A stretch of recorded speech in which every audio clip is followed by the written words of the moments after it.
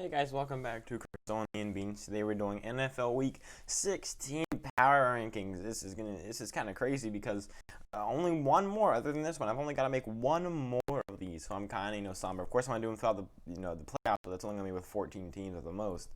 Um, by the way, this is part one, so this is gonna be team number 32 to team number 17, basically the bottom 16. If you're looking for the top 16 teams, team number 16, team number 1. That'll be in part 2. The link to that should be popping up at the top of your screen sometime during this intro. If it's not, you should be able to find it in my channel. Also, this is based off of performance, not record. I've had people get mad at me because I put like a 6-4 team over a 4-6 team or something because of 4-16. I don't know. But let's go ahead and get started. This is actually going to be a bit different, actually. The Jaguars dropped down 232nd, a horrendous game. They got absolutely blown out by the Ravens, who are heating up, but still getting blown out by any team isn't going to help you. Now they're having a quarterback controversy between Mike Glennon and Gardner Minshew. It's just all falling apart. They're now in play for that first overall pick, and I just dropped them down. And for the first time since week 1, the Jets are not in dead last. They got a win against the Rams, and they looked pretty good offensively doing it. And they shut them out in the first half. Well, I don't know if they shut them out, but they did really well defensively in the first half. They kind of let up in the second half, but they did enough to get their first win. They jump up one. Congratulations to the Jets. I think I had the Jaguars in dead last and the Jets like at 29th in week 1, and they kind of fell back. Anyways, let's move on to 30th. We have the Bengals who jump up one. They had a nice game. They got a win against the Steelers. This one game, I'm not going to bump them up too far just for one game. If they continue playing this well and Ryan Finley keeps on having, I think he had like a 101 quarterback rating. If they keep on playing this well, they would definitely start moving up. But right now, again, they only won one game. They've been playing pretty terribly in all the other games. And the Steelers are on they kind of driven themselves off a cliff at this point and how they're playing. And you'll see that later as they've moved down quite a lot. In 29th, we've got the Broncos who dropped down 2. That was a terrible, no good game against the Bills. I think it was 48-19. They played really horribly. I thought that, after last week against the Panthers, where they looked like, like a formidable team, I thought maybe they would have, a semblance of a chance in this one to maybe, pull off something crazy, but obviously that was not the case, as the Bills got a nice win, and the Broncos just did not look good, and they dropped down 2. In 28th, we have the Cowboys. They don't really move. Their defense didn't play well at all, and their offense was trying to carry on. This kind of what we've seen all season long. They're starting to figure out how to use Andy Dalton. They're starting to figure out that, Ezekiel Elliott, maybe they shouldn't lean on him too hard because he's pretty trash at this point. He's having a pretty bad year at least. He's been good in other years. I've got Tony Pollard over there. In my opinion, I think he's better than Zeke this year, at least, and how he's playing this year. But the Cowboys, yeah, they got a win. They didn't look too good doing it. I don't know. I just couldn't move them above the Giants, who dropped down 7 after a tough loss. Tough couple of losses, really, is what kind of pushed them down this far. Rarely do we see a team move by more than like 4, but they're moving by 7. I think got 2 teams this week that are moving by a lot. But the Giants, they dropped down 7. That was a really bad loss, 20-6. This was a game that it's probably their this was a must-win game for them. They had to go in there. They had to beat the Browns. In my opinion, if they had beat the Browns, the NFC East was theirs. But no, they lost to the Browns. They looked really, really terrible doing it. What was that play towards the beginning of the game where they had their punter try to throw a touchdown pass to their center? That was one of the worst fakes I've ever seen. The Giants, they dropped down 7. Horrendous play. I don't know how I had them up at 20th. Their offense has been terrible. In 26th, we have the Lions, who dropped down 3. They've officially got eliminated from the playoffs this week with a horrible, I think it was 46-25, I don't know. Whatever it was scoregami. And they got blown out by the Titans. They look pretty bad defensively. Their offense, this is a good thing that people are not talking about. Their offense, it had a really rough stretch there starting after they got shut out by the Panthers there, and they've kind of started bouncing back around now. Obviously it's way too late, and it's not, too huge of a bounce back. It's more like instead of being, shut out and scoring 10 points or something, they're managing to score, almost 30 or something. It doesn't matter when your defense is playing terribly, but hey, it's a plus. They do drop down 30. They are playing really terribly, but whatever. In 25th, we have the Texans, who jump up 1, despite the fact they got a loss. And it's mainly because Deshaun Watson had a really, really good game. I don't know what else I can say. I mean, this whole season, we're seeing the running game do badly. Their defense play really, really terribly. And in my opinion, their defense, it didn't play horrendously. I mean, allowing 27 points isn't anything, cry about, but still, they definitely could have done better. The Texans, I mean, it was all Deshaun Watson, and he had a really good game. I think he threw for almost 400 yards, but he just couldn't. And when your defense and your running game is just not helping you, it's so hard.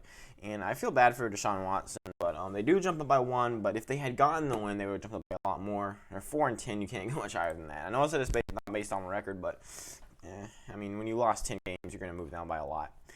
And then we got the meh category. I mean, you can basically say meh about any of these teams. If you're wondering why my voice is sounding weird, it's because it's 10 a.m. and I just woke up like 2 hours ago. I'm sorry.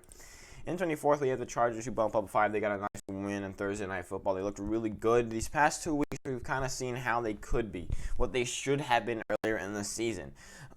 They're finishing games, they're playing strong, and they're looking pretty good. Now, like, I know that was against the Falcons and the Marcus Mariota-led Raiders after Derek Carr went down. But they still look pretty good. Anthony Lynn is definitely, vying for his job at this point. And, I mean, he did a pretty good job. They get a nice win. It means nothing at this point, but, I mean, it's something to celebrate. You can never feel bad with a win. In 23rd, we have the Falcons who dropped down 1. Who did they play this week? I completely forgot. They played against the Buccaneers, and they just choked again. I think they were up 24-7 at one point in the third quarter. Obviously the Falcons going up against the Tom Brady. What else could have happened? The Tom Brady-led Buccaneers came back against the Falcons and ended up winning. The Falcons, though, lost. Looking at those first, 2.5 quarters, they actually looked pretty good defensively, especially against that explosive Buccaneers offense. They managed to hold them to 7 points. Obviously, that fell apart at the end of the game when they allowed, I think it was 23 or 24 straight points. But anyways, the Falcons, they got a rough loss, 31-27. And I mean, the reason they don't drop down more is because of those first, half of the game is because they played really well. So, I'm not going to drop down too far. If they had gotten absolutely blown out, they would definitely be in the red, but whatever. In 22nd, we have the 49ers who dropped down 3. Tough loss against the, tough loss against the, the Cowboys. I think it was 41-33, but it really was worse than that because C.J. Beathard threw a last-second touchdown. I'll never understand why they won't just start C.J. Beathard. I'm 99% sure that they're actually going to be starting him this week because Mullins is injured and Jimmy G is very doubtful to start. I think he'll be back next week, but I mean, that's the last week of the season. Doesn't really mean anything.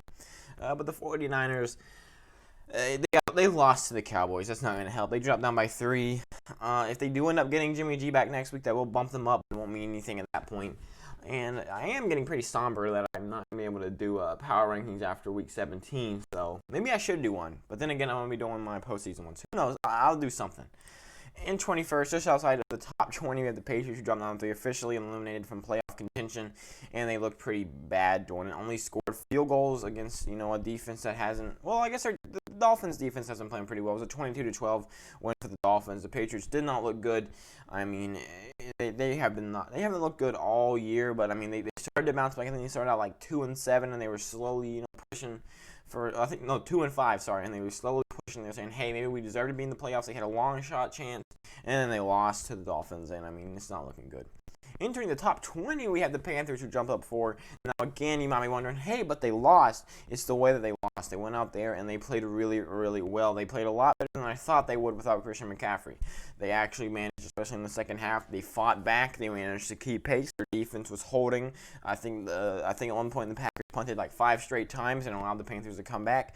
And the Panthers, they just looked really, really good. And they did get the loss. If they had managed to come back and win, we could see them, all the way up in, part 2 or something. But they lost, but they looked really, really good when they're doing it. And at this point, I do think they have a shot at, maybe possibly beating Washington next week. 19th, I'm going to have to put the Vikings, who dropped down 2.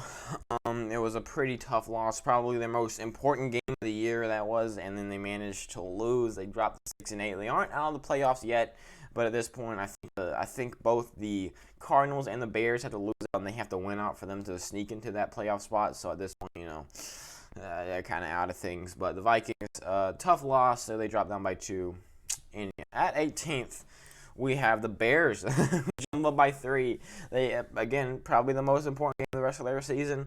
It is still going to be a pretty long shot for the Bears to get in. I have a feeling that the playoff picture that we're seeing now, or at least the teams that are in the playoffs right now in the NFC, are probably the teams that are going to be in it at the end of the year. I doubt the Bears are going to be able to sneak in. I think the Cardinals would have to lose out and they would have to win out. I'm not sure. It would take a long shot for the Bears to make it. I'm not saying it's impossible. I am saying, they definitely have bounced back these past couple weeks. They definitely are looking a lot better. They're on a 6-game losing streak, and then they kind of bounced back. They've won 2 straight, and they're looking, not too terrible. Is it all for nothing? Who knows? The last in this video is the other big mover, like I was talking about earlier with the Giants. We have the Eagles who jump up 8. I thought, maybe against the Saints, it was a fluke. Maybe we would see, this week they would completely collapse. But they didn't. They played like that same team. I know they lost, but they kept it close. They played on par with the Cardinals, and definitely they looked really, really good. Jalen Hurts had a really amazing game in the Eagles. Definitely, I think right now we're seeing more than ever do still have a shot at the NFC East this season, especially with possibly Taylor Heineke starting for Washington and Colt McCoy possibly starting for the Giants next week. Yeah, the Eagles are definitely, in a spot where they could, still be reaching for this NFC East title. And that is going to be it for this video. Thank you so much for watching this. If you haven't yet, go ahead and watch part 2. If you're coming from part 2, if you watched part 2 and went back to watch part 1 to see what you missed, well, hey there. Thank you so much for watching both of them. Please subscribe to this channel. We post videos every single day. We do, obviously, power rankings. We do reactions, recaps, predictions, all kinds of good stuff here on this channel. So I'd be really, really grateful if you went ahead and just subscribed. I hope to see you in my next video, which I'm going to go ahead and start recording right